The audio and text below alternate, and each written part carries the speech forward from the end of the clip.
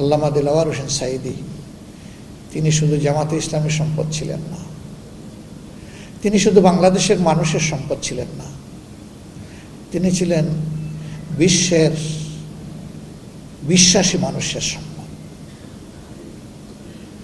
তার সাথে কি আচরণ করা হয়েছে আপনারা দেখেছেন।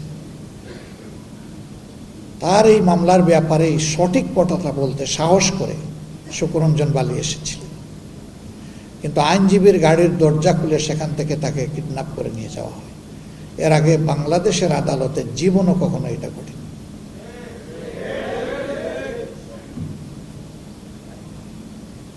পাতানো ট্রায়ালের খবর মিডিয়া এসেছে, আপনারা দেখেছেন। বিচারক বলছেন আপনি খাড়ায় যাবেন, আমি বসায় দিব, জনগণ বুঝবে আমাদের মাঝে কোনো বোঝাপড়া নাই। অ্যাপিলিয়েট ডিভিশনে হিয়ারিং হয়েছে, প্রধান বিচারপতি সরকার পক্ষের কুশলীকে বলছেন যা কিছু বললেন তাতে তো মতিউর রহমান নিজামী সাহেবকে 1 মিনিটের জন্য 1 দিনের জন্য শাস্তি দেওয়ার কোনো সুযোগ নেই।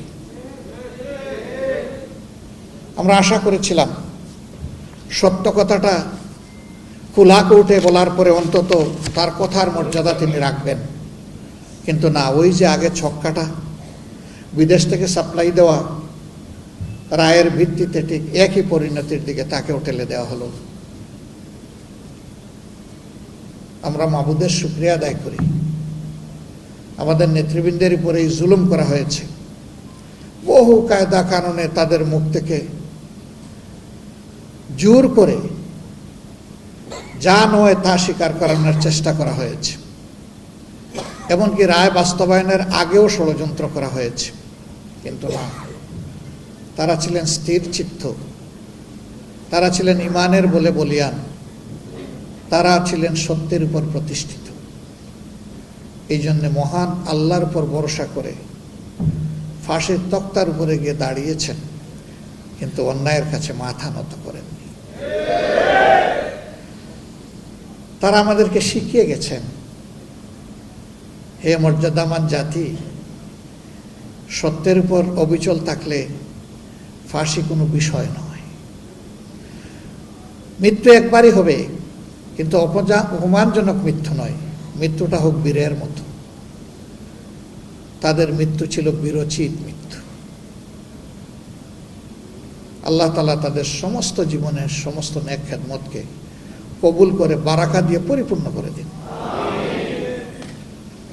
আমরা অনুপ্রাণিত হই তাদের শেষ সময়টুকু যাই জাতিকে দিয়ে গিয়েছেন তার থেকে। সম্মানিত ভাইয়েরা, এই মামলা পরিচালনা করতে গিয়ে ইন্টারন্যাশনাল কাস্টমারি যে ল আছে তাও ফলো করা হয়নি, আবার ডোমেস্টিক কাস্টমারি যে ল আছে এটাও ফলো করা হয়নি। সাক্ষ্য আইনকে বেমালুম দলিত মতিত করা হয়েছে। আমাদের দেশে এভিডেন্স ল যেটা আছে এটা মোটেই ফলো করা হয়নি। সেদিন সংবিধান কোনো বিষয় ছিল না, আইন কোনো বিষয় ছিল না। যাদের ইশারায় তারা এই কোর্ট পরিচালনা করতেন তাদের ইচ্ছেই ছিল আইন, সেটা বৈধ হোক অথবা অবৈধ হোক।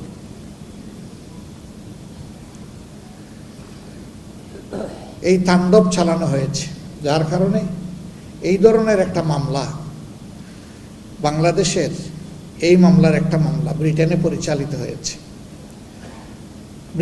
ব্রিটেনের উচ্চ আদালত তাদের রায়ে বলেছে এই মামলাগুলা ছিল, বিচারের নামে এই প্রহসন ছিল just genocide of the justice.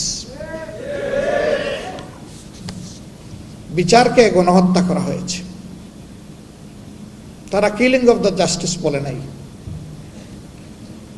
কারণ সিঙ্গেল কেস হইলে বলতো কিলিং,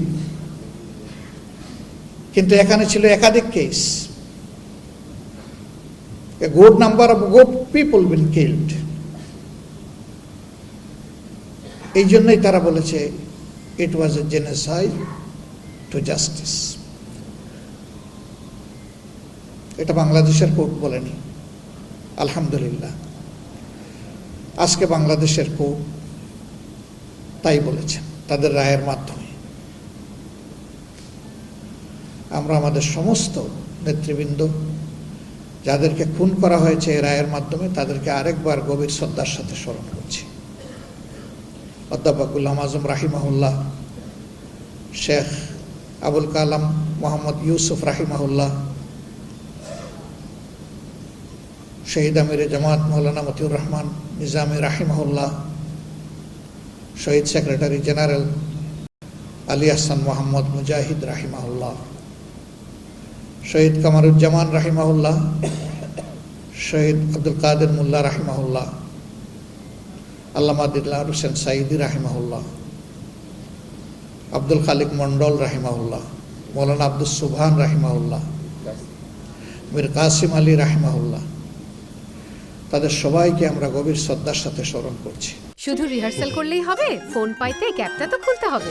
কোকা-কোলার এত বড় অফার, ক্যাপ খুলো, কোড দাও আর উত্তর দিয়ে জিতে নাও ফ্রিজ টিভি ফোন আর প্রতি বোতলে নিশ্চিত ক্যাশব্যাক।